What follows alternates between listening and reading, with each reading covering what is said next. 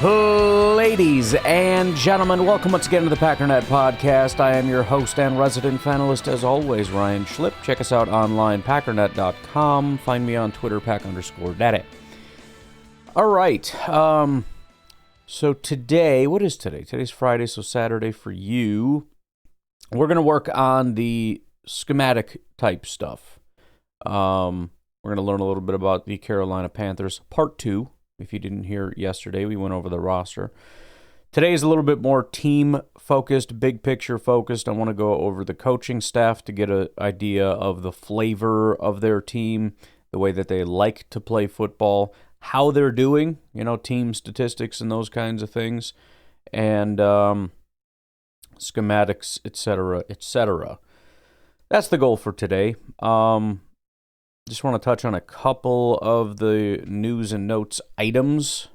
There's a lot of trade news. We're not going to spend a ton of time. We already did that the other day, but as news comes in, we'll just kind of grab it and go from there.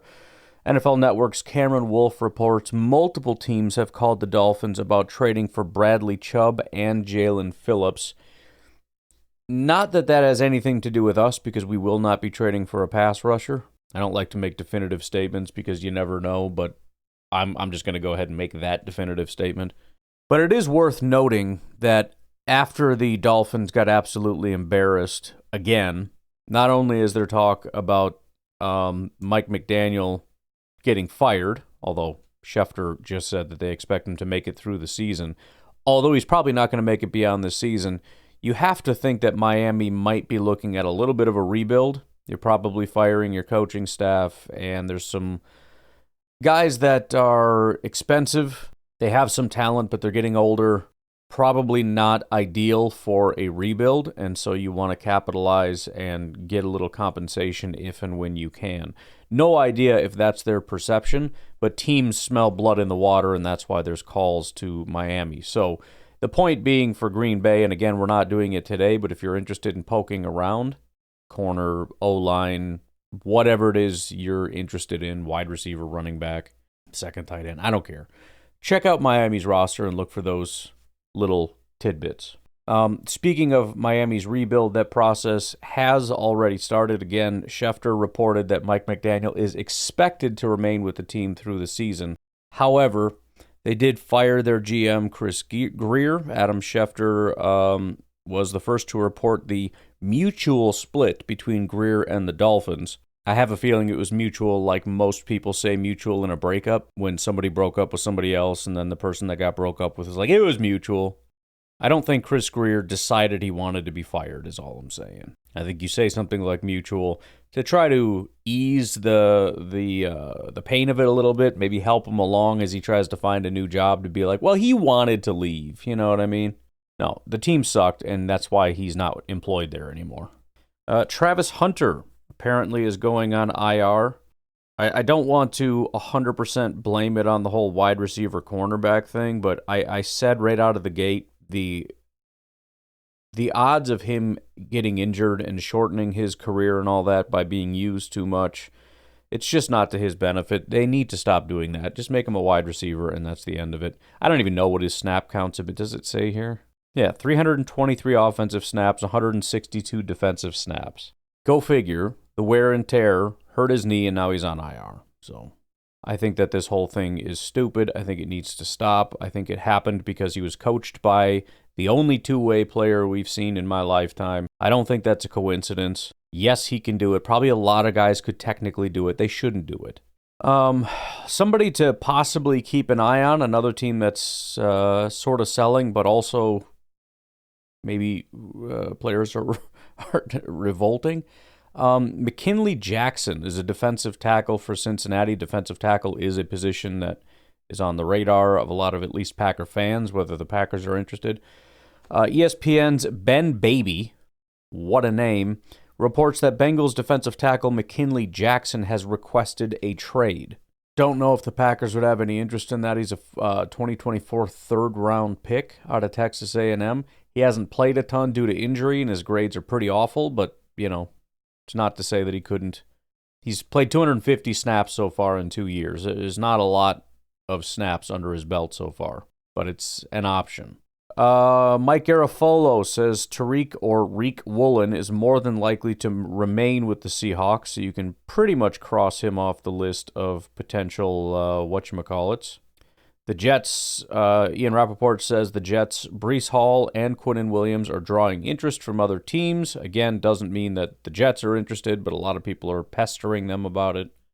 Ian Rappaport reports the Titans wide receiver Calvin Ridley and outside linebacker Arden Key could be traded before the November 4th trade deadline. Can't imagine either would be massively interesting to the Packers. Some kind of, I'll just call it sad news. Jair Alexander did not play in Thursday's game, and apparently he was a healthy scratch, which is freaking horrible. I mean, what an absolute fall from grace. As we sit here and, as he got traded, thinking that we got robbed. Just terrible. So, Jair, I think his career is pretty well done with. Garofolo says Kayvon Thibodeau is not going anywhere. The Raiders have not found, one of the funnier lines, Garofolo reports the Raiders have not yet found a trade partner for Jacoby Myers, but wouldn't give up hope on this one just yet. Usually they play it coy like they're not trying to trade someone. They're over here desperately trying to trade someone and are openly saying, like, yeah, nobody wants him, but we're going to keep trying to get rid of this guy. Anyways, all right, let's see what we got here. So why don't we start with the head coach. The head coach is Dave Canales. He is in his second season. He joined in 2024, signed to a 6-year contract. He is an offensive guy. His expertise is in quarterbacks. At least that's what his reputation is. When I look at it, it seems a little iffy. I mean, if you look at every time he was involved with quarterbacks, because he did other stuff, wide receivers, tight ends, whatever, there's always some weird, interesting thing that took place. But there's also some kind of like, involved in it. So, for example, his quarterback highlights. Assistant quarterback coach in 2013 with Russell Wilson when they won the Super Bowl. Okay, but are we saying that the assistant quarterbacks coach, who was the quality control coach, I think when Russell was drafted, had something to do with Russell Wilson's success? The assistant quarterbacks coach? Then he was a quarterbacks coach for Seattle, and so he's kind of seen as having something to do with Geno Smith, but he was the quarterbacks coach 2018-2019. Geno got there in 2020. He was the pass game coordinator 2020 through 2022, so Geno did have some success in that range. And so I think some people are like, oh, remember, because like Geno popped all of a sudden, and it's like, well, who's the guy? Well, their quarterback coach / pass game coordinator was this guy, so you want to give him some credit. Well, 2023, then, he goes to Tampa Bay. What happens in Tampa Bay? Well, that is when they go get they go get Baker Mayfield, and Baker Mayfield pops. Okay, but as I've said about Baker, Baker is not a bad quarterback that became elite when he went to Tampa Bay. He was a very good quarterback that started to hit a real bad slump in and around the time he was with his last year in Cleveland, and then that weird year where he was with Carolina and everything was awful in Carolina. He was also with LA and was actually quite good in LA. Remember, I think we played him when he was in LA. I was like, holy crap, this guy's actually, I think we beat him, but he was a good quarterback then. But people want to connect the dots, and so they go, okay, well, you got Russell Wilson, we'll put in his win column, then we'll put Geno Smith in his win column, and then he goes here and revitalizes Baker's career. Yeah, okay. All of those are pretty iffy to me. I think Russell was good before this guy. I think Geno would have done what he did without him. He's still doing it after he left. I think Baker was already showing, first of all, he was good in Cleveland. He was showing that he was good in LA. He was good in 2023. He got better in 2024 when this guy, Canales, left to go to Carolina. So, okay, fine, but kind of Now, I will say, he was brought in because the Carolina Panthers went out and got this quarterback. They invested a lot on him, and he was dog crap in his rookie year, talking about Bryce Young. As I said, he did take a big jump in year 2 when Dave Canales got there, and I'll also give the benefit of the doubt that teams are not simply doing what a lot of people in the media are doing and connecting these lame little dots. I'm guessing he has a really good reputation as an offensive mind and as a quarterback sort of guru in his ability to get the best out of quarterbacks. And again, I think that did happen with Bryce. Now, he's taken a big step back this year again, but I also think some of that is a little bit fake. I think Bryce is probably better than what you're seeing just kind of in a general PFF sense. He's had some good games. He's had some injuries. We'll see. We'll see how this whole thing plays out. But that's kind of the story behind this. He's seen as an offensive guy, as a quarterbacks guy. He's kind of in the Shanahan-McVay tree, which is weird because, you know, he's over there in Seattle, and before that he was at USC. It's like there's no real overlap here. Well, the overlap comes from in Seattle working under Shane Waldron. Shane Waldron is a McVay guy. Remember, Shane Waldron's the guy that went over to Chicago and was shamed and all that. But, I mean, he's a smart offensive mind. He passed that on to Canales, who has, of course, a lot of other things. But that is, when you look at his personal style of offense, he kind of incorporates the Shane Waldron, which is the McVay, which is kind of the Shanahan. It's all in that line. He runs a quarterback-friendly West Coast-style offense. Some of the key elements are balanced attack, heavy use of the run game to set up play-action passes.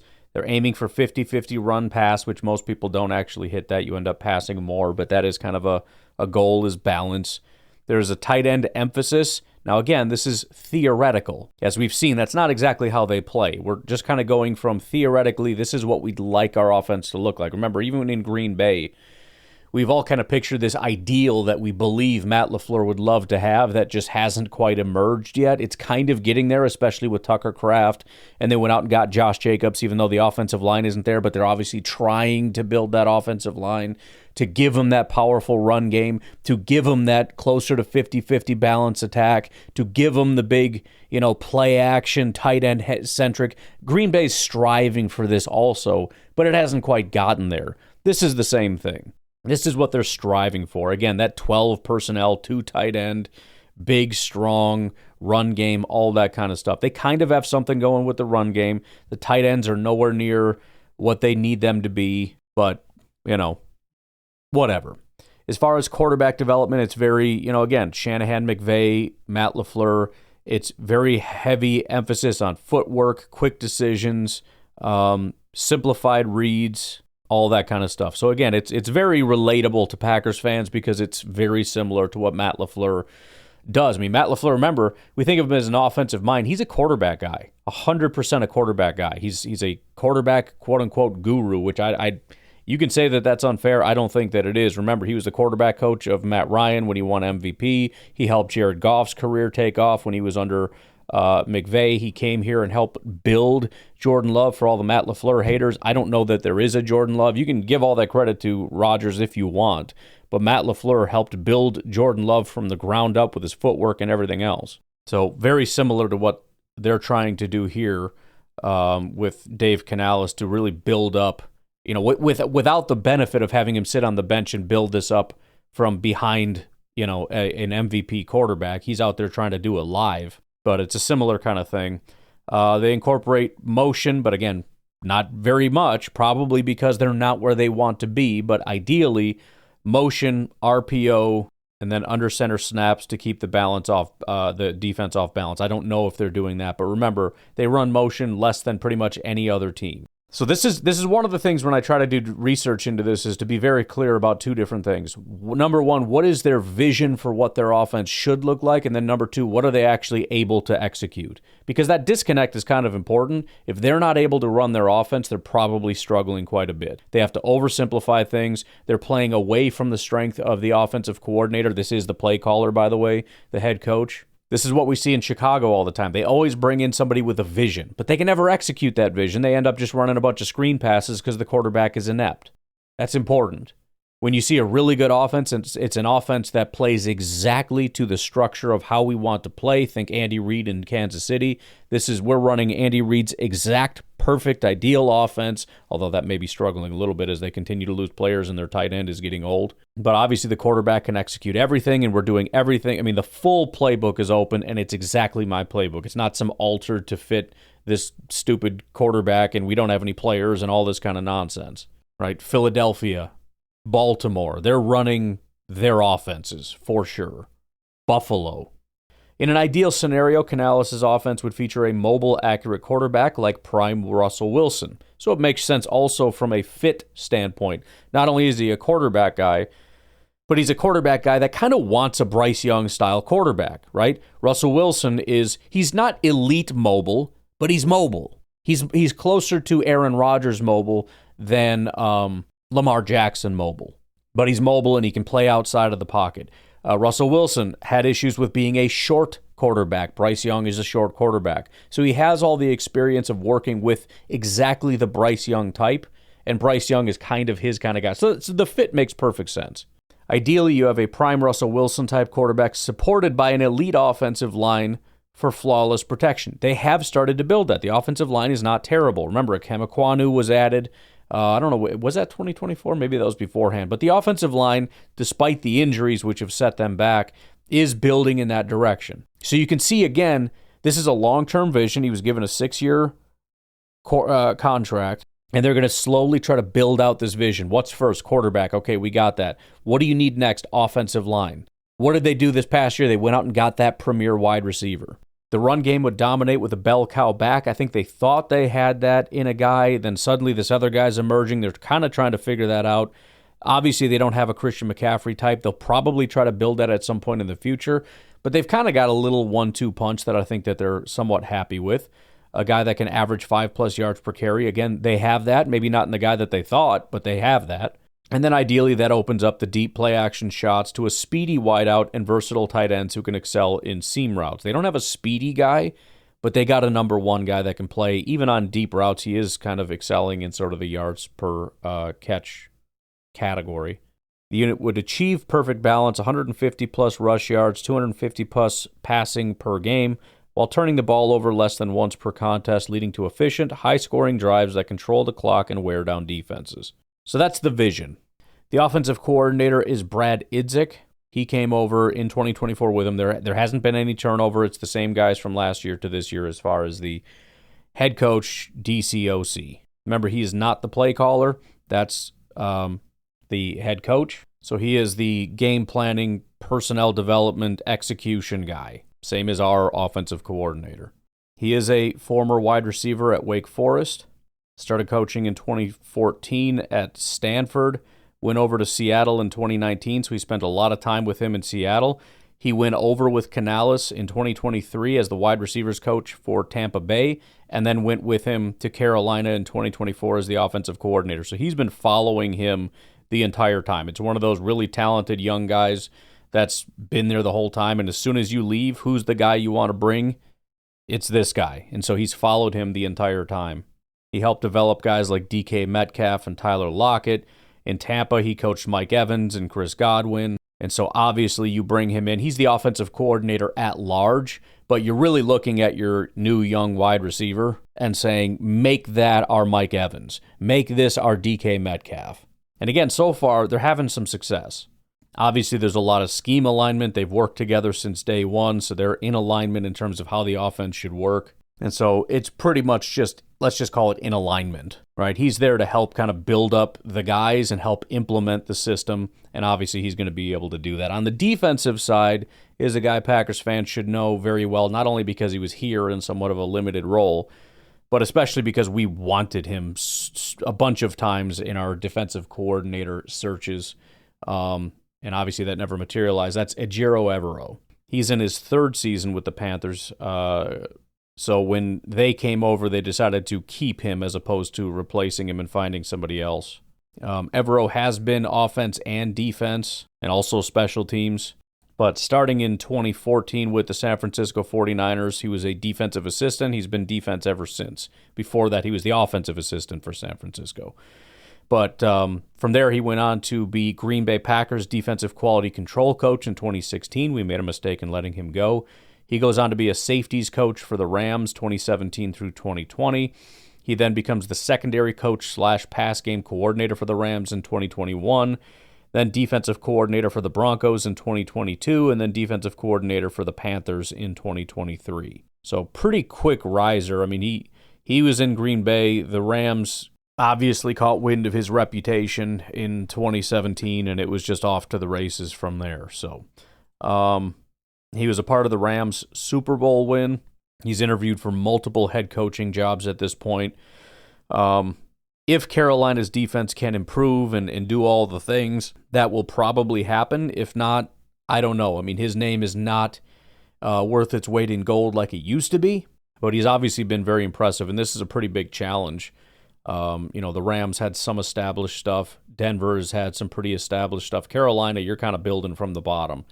And so if you can build this up with the very few tools that you have, especially with an offensive head coach who's trying to build that offense that he wants, probably all the priority, pieces and whatnot go there, as they have been, right? Offensive line, wide receiver. That's a tough order. As you may remember, Evero is a 3-4 Fangio guy. That's back when, Fangio was all the rage. It still kind of is, but it's evolving kind of away from that. We're seeing in this last hiring cycle, really not a lot of Fangio type stuff. But it is a 3-4 Fangio defense focused on disciplined coverage and simulated pressure. In the front seven, you have versatile linemen and edge rushers with stunts and twists. The secondary, man-zone hybrids with safety blitzes. They have their, for example, base rain packages.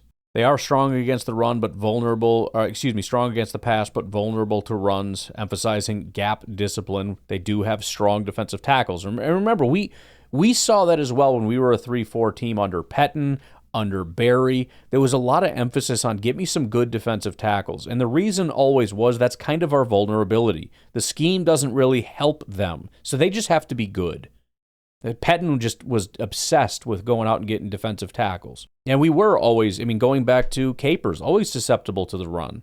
And so I think that is kind of I don't know if that's just generally a 3-4 flaw where, you are assigned to a gap and you have to be responsible for that, or if it was specific to the Fangio thing. I don't really know. I just know we always sucked against the run, and I know that at least after Pettin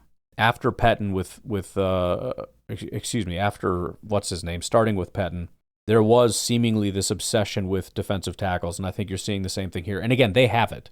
So I think schematically they work with, we'll scheme the edge guys and the blitzing with simulated pressures as well as blitzing safeties and all that kind of stuff. So we don't have elite edge rushers, but we're going to rely on the scheme. We don't have elite corners and safeties. We're going to rely on the scheme. What we don't have schematically is really a good way to stop the run. And so we just need good defensive tackles. And again, that's what they have. In an ideal world, Evero's defense would boast a dominant 3-4 front with Pro Bowl caliber nose tackle. They have that. As well as edge rushers generating pressure without the extra blitzes. They don't necessarily have that.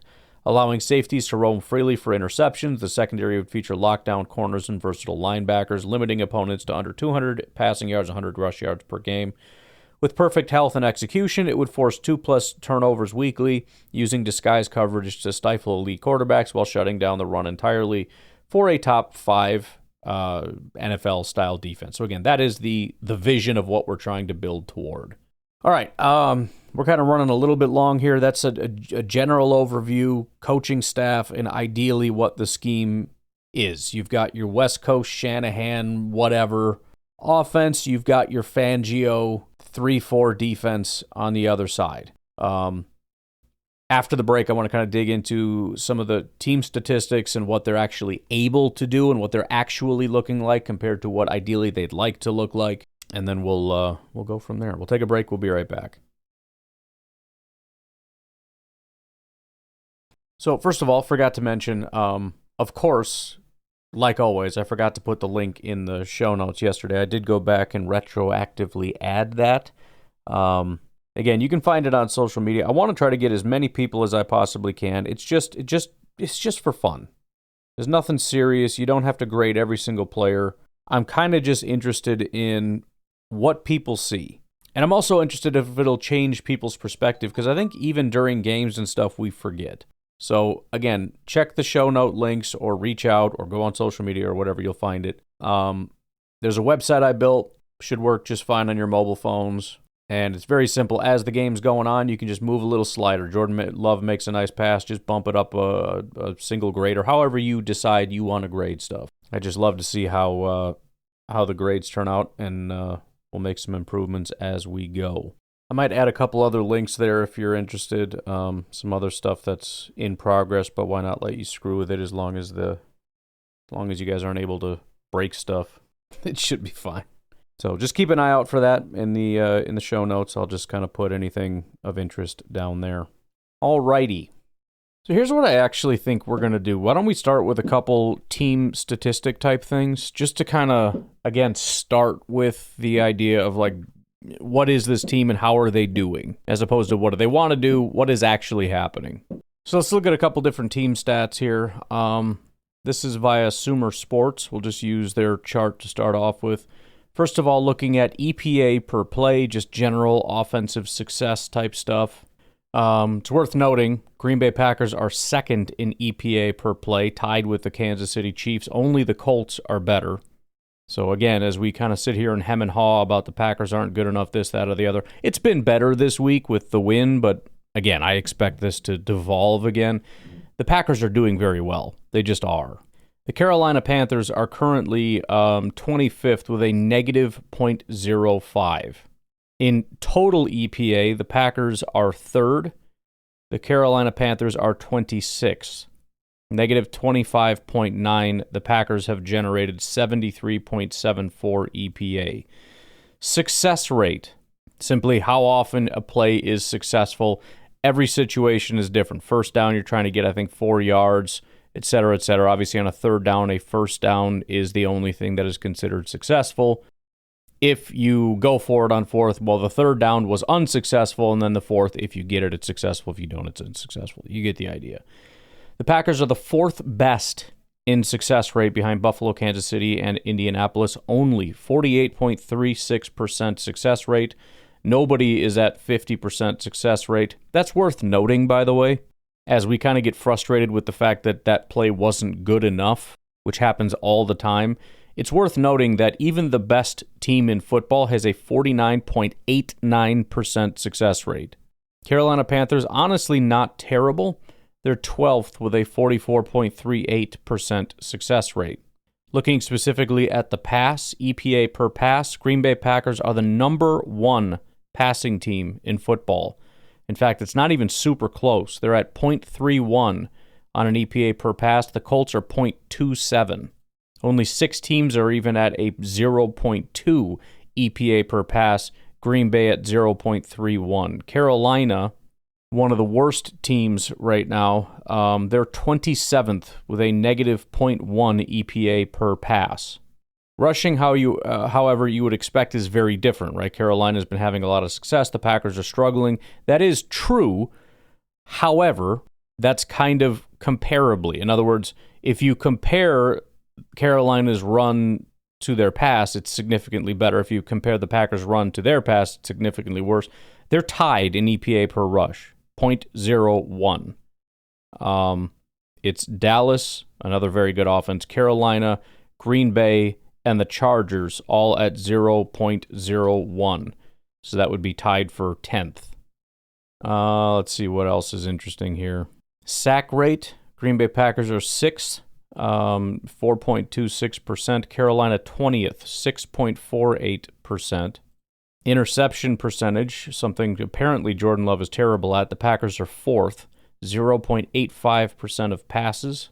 Carolina is 23rd, 2.05% of passes are intercepted. If we look at their personnel usage, like most teams, they're primarily 11 personnel. They run that 65.31% of the time.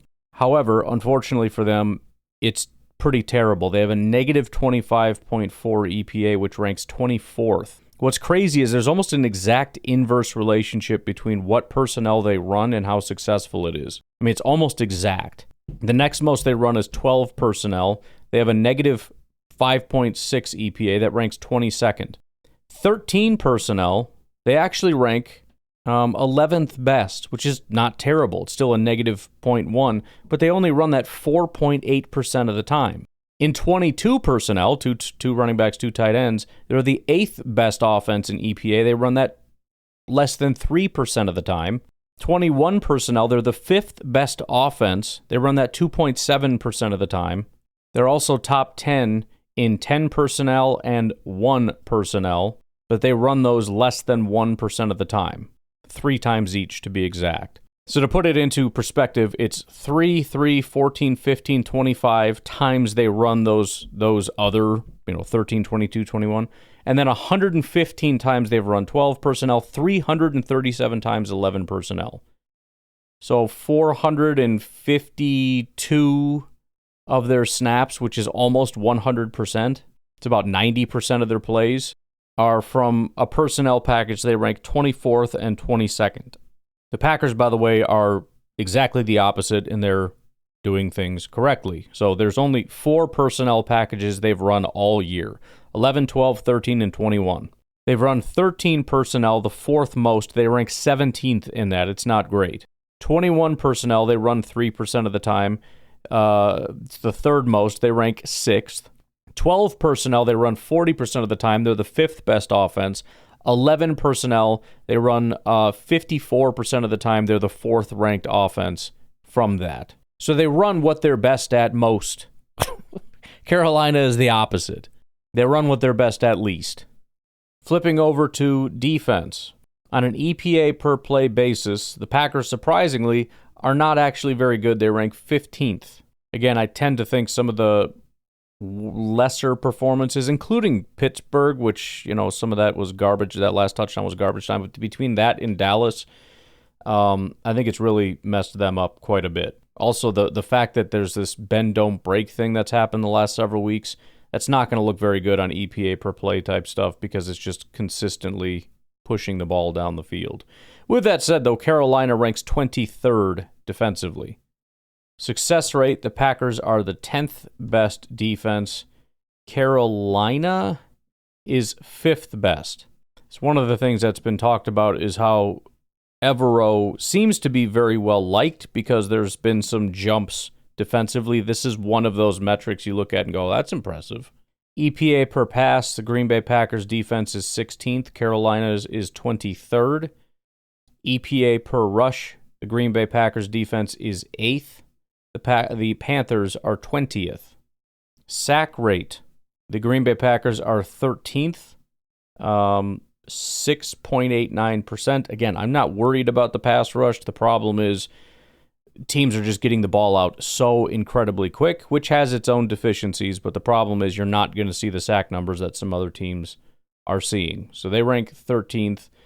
The Carolina Panthers, there's a lot of talk about them having the worst pass rush in football. I think that has to do with the cumulative numbers as opposed to the rate, but they do rank 26th. There's a lot of talk about the Panthers having the worst pass rush in football. That's debatable, but it's not good, and it's seen as potentially their biggest weakness. Interception percentage, another very well-known issue for the Packers. The Packers rank 29th in interception percentage. Again, I kind of chalk that up to how the defense is being played right now. Quick passes, short passes, much less likely to be disrupted and whatnot. That's the trade-off that I think Hafley's willing to make. Less sacks, less interceptions, but also less success generally, which we are seeing, as I just pointed out. But Carolina is 13th in interception rate. It's one of their better numbers, but still not necessarily elite. If we take a gander over at DVOA, which obviously is opponent adjusted, Green Bay Packers overall right now are the 6th highest graded team. Carolina Panthers are 24th. Part of the critique about the Panthers is their opponents, that they haven't really beaten anybody that's anybody. Offensively, the Green Bay Packers are 7th, with an offense that's 14% better than average.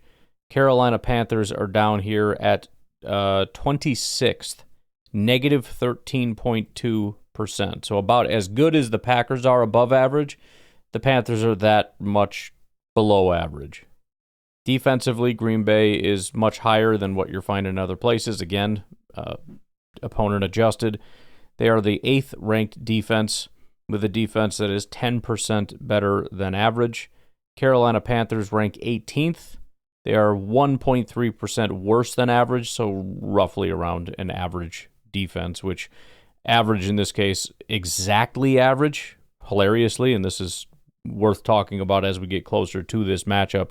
Philadelphia right now is the 16th ranked defense with an exactly 0 DVOA. Special teams, great news. Green Bay is not dead last. They're only 25th, so there's that. Carolina, though, is 20th. Nothing really there to write home about. Digging in a little deeper, Green Bay Packers pass offense ranks 5th in DVOA. Carolina's passing offense is 29th.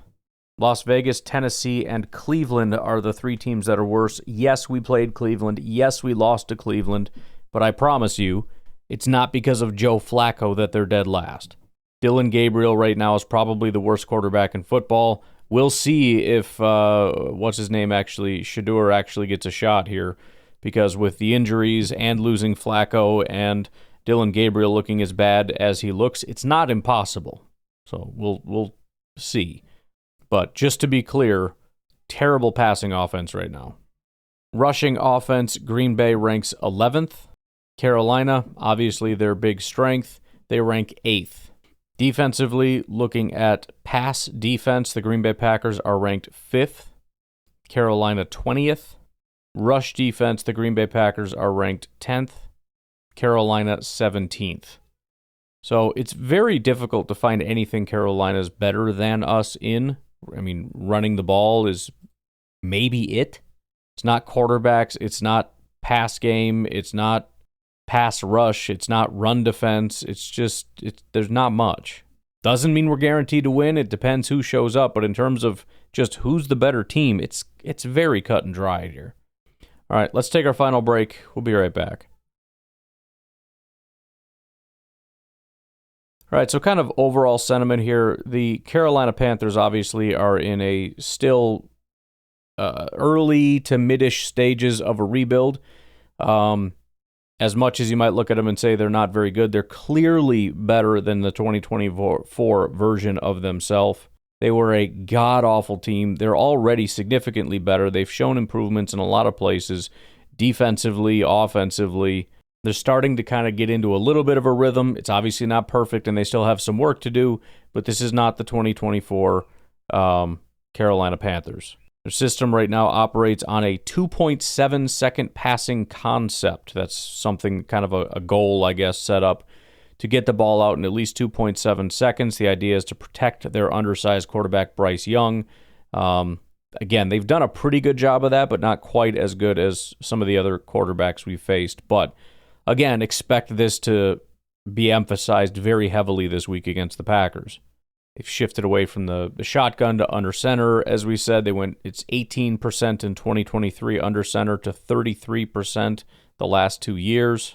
The gap between success rate and EPA kind of tells us that they're pretty good at moving the chains, moving the sticks. They're just not finishing. They're getting first downs, not touchdowns, would be one way to put that. And a lot of that probably just comes down to being early, being lacking in talent, because, again, that's why a lot of defensive coordinators like that sort of bend, don't break, because the idea is you can do it for a while, but you can't do it long enough to get points. And that's kind of been emblematic of Carolina. They can do it. They can run pretty well and pick up some first downs and whatnot, but can you sustain that all the way down the field and punch it in for 7? So far, the answer has been no. Obviously, the emergence of Rico Dowdle has kind of changed things quite a bit. They might have a big piece that they weren't necessarily expecting. The guy has completely blown up the last couple of weeks. What was it? Weeks 5 and 6, I think. Total scrimmage yards, both weeks were over 200. I think he broke the record for Carolina Panthers scrimmage yards or something, which is, if that's the case, that's pretty staggering considering Christian McCaffrey was a Carolina Panther. Yeah, 239 total yards from scrimmage against Dallas in Week 6, a franchise record. So he's become kind of the weapon. And on top of that, you've got a solid receiver now. See, you kind of can balance this out a little bit. You got your run that can build off of that with the play action. You got your receiver. So again, you can look at it and say it's just a bad team, or you can kind of see the pieces and say there's kind of something here. And so they're struggling, but if you allow them to get into a rhythm, you can see that they have enough pieces to make something work. Obviously, there's still some questions. There's really no depth at wide receiver. The tight ends are not massive impact. And quarterback is the biggest question. He seemed to take a step in 2024, started to figure some things out after obviously, things were pretty rough. For a while, the guy was getting benched, but there's talent there. Defense, again, not great, but it's a very improved unit. They don't really have the pieces. Significantly better than the defense that they were last year. Historically bad defense. Yes, that was Evero there. That was year 2 for him, but they have made some significant strides so far this year. They are a very zone-heavy team, so I think that again, I don't know that one is necessarily better than the other for us, considering we have guys like Christian back, considering I think Tucker can handle that. Wicks hasn't really been playing, but he can handle that. The biggest one is Christian Watson. When we have him back, I don't worry as much about man coverage. Also Golden, even though they're not really going to him all that often, I think he's a guy that can handle man coverage. But still, zone coverage was always kind of the bread and butter. We struggled with man. Zone we could pick apart. They're a very zone-heavy team. 3rd highest zone rate in the NFL. Particularly very high in cover 3. It's kind of overcomplicated in terms of how they employ that. It's cover 2, but then they kind of shift into cover 3. Whatever. It doesn't matter. The bottom line is, for our purposes, very zone-heavy team. They are very similar to Arizona, which is worth noting. Very similar to Arizona in that they do a pretty good job of disguising. It's not like Pittsburgh where they don't disguise anything. They pretty much telegraph what they're going to do, and then they just run it. And remember, against Pittsburgh, Love looked really good, and their ability to kind of get the ball out to the right guy on time. A lot of that has to do with him just being able to read the defense and make the right decision. It's a little bit tougher against Arizona when not only can you not really see what they're doing, but they're going to shift post-snap. So you can't just make a read pre-snap and predetermine what you're going to do, et cetera, et cetera. You got to let things develop, see what they're doing, and then make a decision on the fly. You're going to get a little bit more of that here with a more disguised style defense. He does blitz more than what you'd find from Vic Fangio. Vic Fangio was very well known for being very vanilla. Just, this is our 3-4, this is what we run, and we're going to do it very well. I think the complete lack of pass rush has kind of forced them into this situation where they need to blitz more, and that's where you're getting blitzes from safeties and those kinds of things to kind of generate some form of a pass rush. They blitz the 9th most in the NFL, 29.2% of their snaps. They like to run what they call creeper pressures, where their coverage players blitz while defensive linemen drop into zones. Obviously, that creates some pretty favorable matchups if we can be prepared for that. If they've got, outside linebackers dropping into zone coverage against our tight ends, wide receivers, whatever, we need to be able to pick that apart. But again, the big concern for Carolina is the arguably worst pass rush in football. Again, that's debated, but I think, looking at some of the raw statistics, they've had 13 total sacks on the season, which is pretty terrible. Derek Brown, I think, leads the team with 3 total. We kind of went through that when we looked at the individual pieces. Nobody's really dominating. In fact, I think wasn't it 4 sacks, and he had 3 in one game or something to that effect. It's very low. The numbers are very low. Just the fact that they have 2 rookies holding down a lot of that edge with Nick Scorton and Human Malin kind of shows it's not a great situation. In fact, it's kind of been pointed out that quarterbacks tend to sit in the pocket comfortably and have very good days against Carolina. Trevor Lawrence, not that I really like to use QBR, but it's the data I have. Trevor Lawrence, 76.2 QBR. Drake May, 94.6. Kyler Murray, 73.5. For all of them, it's kind of one of their best days was against Carolina. And a lot of that, again, is just, which I would definitely worry about with Jordan. That was one of the things I had said, is he was being blitzed a ton, and I thought that was very weird. And so I assumed, because I know we had seen this in the past, that he particularly struggles under pressure, and that wasn't really the case. I think it had less to do with how bad he is under pressure and more to do with how good he is when he's not pressured. I haven't looked at it in a couple weeks, but I know Jordan was elite, like very elite when not under pressure. So that's going to be a big problem for Carolina. I mean, first of all, their run defense is not good. And so the Packers struggle with that. I don't know that we're going to come out on top in that battle of whatever the opposite of unstoppable force and immovable object is. That's what this game is. The unmovable force and the unstoppable defense, whatever. But either way, if the Packers are able to establish a run in any which way and you can't get pressure on Jordan, he's allowed to sit in the pocket, you're going to struggle. Because Jordan has been under pressure kind of a lot. It's been improving quite a bit, which is great. But even still, he's been playing very well under pressure. I think this past week was the first time we saw him have a little bit of comfort, and we saw what that looked like. If he's able to actually sit confidently and comfortably in the pocket and find guys like Watson or Tucker or Golden, hopefully, it's going to be a problem for Carolina big time. So, again, he's been blitzed pretty heavily. I would expect that to continue. They do not want to let Jordan sit comfortably in the pocket. But again, that provides other opportunities because if they have to dedicate other players to the blitz, then there's going to be opportunities for Jordan to find guys that, there's holes now. If you're blitzing safeties, if you're blitzing corners, whatever, that's going to be between Matt LaFleur and Jordan Love. Matt LaFleur making sure that we're able to exploit it, having right guys in right places, and Jordan recognizing, okay, that guy's blitzing, so this is the guy I need to look at. Which, by the way, can I just make a quick point here? Because a lot of people like to talk about as far as this whole Matthew Golden thing and progressions, and I understand that progressions exist, but I think we overestimate how this works. In other words, this is Matt LaFleur's fault, and there's a little bit of truth to this, but we oversimplify it.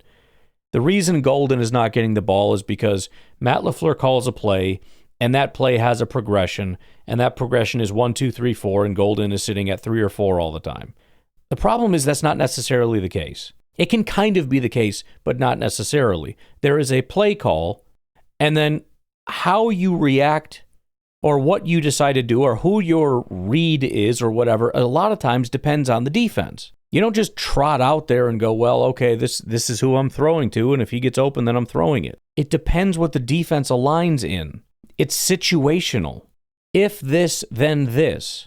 If you call a play, it's not this is your guy no matter what. It's this is your guy in this situation. That's your guy in this situation. If it's man, we do this. If it's zoned, you do this. If this guy blitzes, you do this. It's not I'm calling this play and you should never even be looking at Golden until you get through all your progressions, period.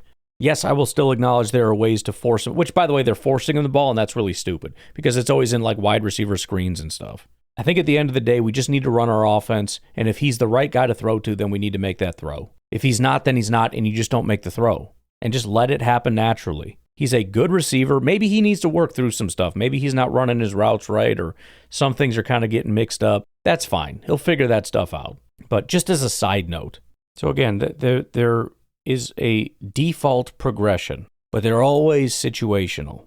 And so even if Matt LaFleur tried to bury Matthew Golden, you can't. As long as you put him on the field, he can end up being the correct throw in any given situation.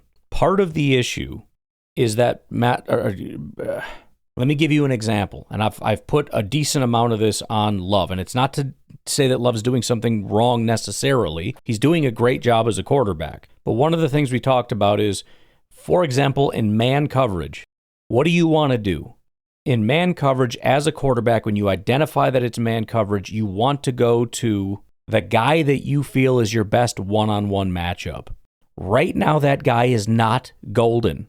I'm not talking about what is the right decision. I'm telling you that guy right now is Romeo Doubs. When Jordan Love sees man coverage, he's looking at Romeo saying, that's my guy. Now, he might come off of that, but we've seen a million times, even in tight coverage, he's trusting Romeo to be that guy. That's going to be part of the problem no matter what, as long as Romeo is there. Jordan right now is trusting him to be that guy. I wish he wouldn't. I like Christian more in those situations. Number one, his ability to separate. Number two, he's doing great in 50-50 situations. Beyond that, I would absolutely prefer Golden. I, again, think he's better at separation. He's better with his speed. He's got probably the best hands on the team, but it doesn't matter. Right now, it's a trust factor. When he sees one-on-one to his boy, Romeo Doubs, he goes that way. And to Romeo's credit, he's doing a relatively good job. Last week, not so much, but generally he does a good job. I'm just throwing that out there. All right, back to our thing here. I think we're just about done with this.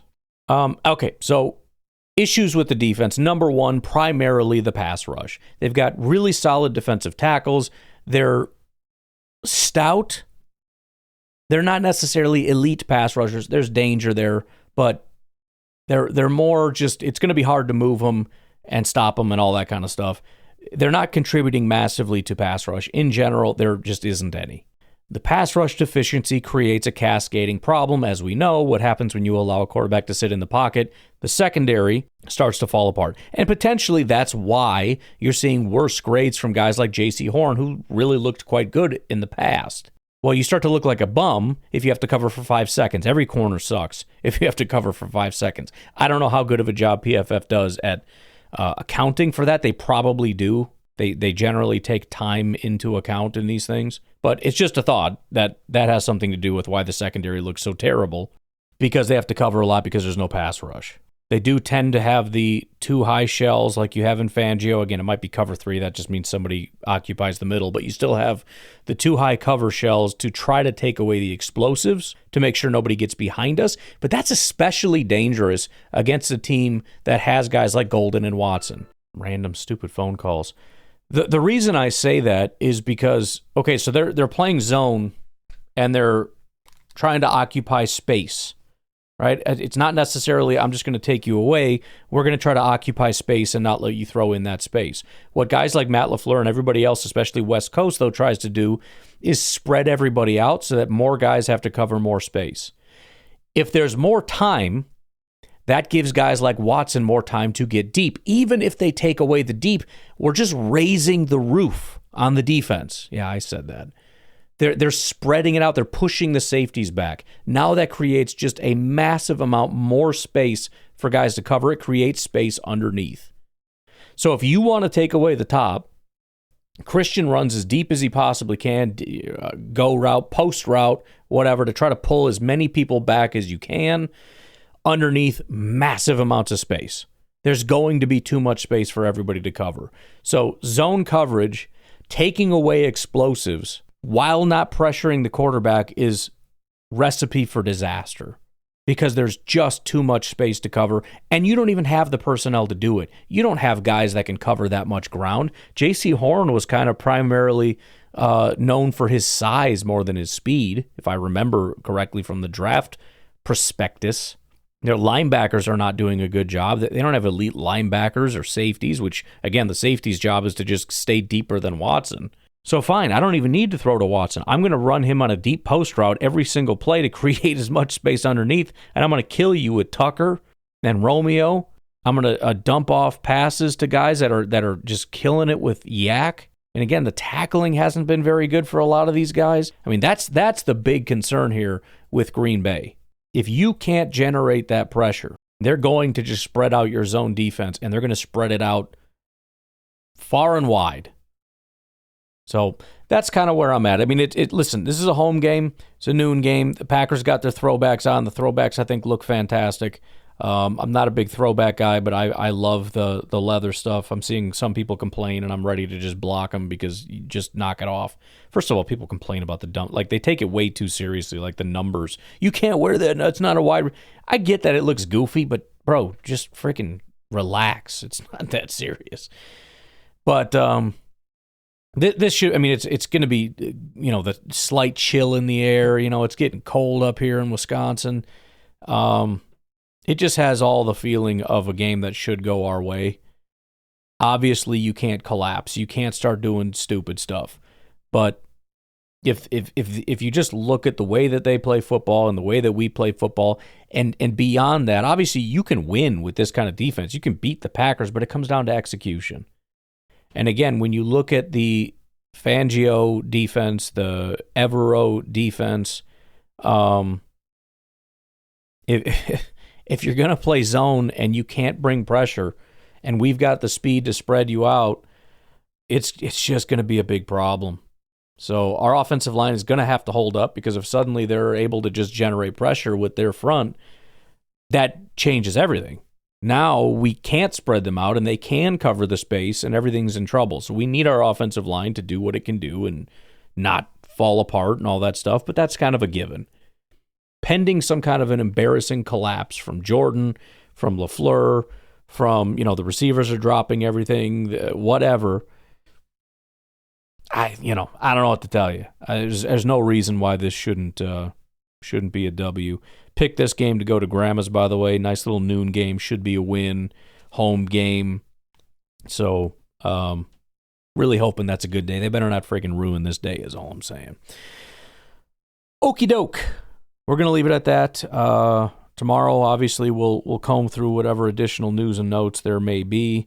And then also look at the upcoming games and do all the betting stuff and whatnot. So you all have a good rest of your day. I will talk to you tonight, tomorrow, whatever. Have a good one. Bye-bye.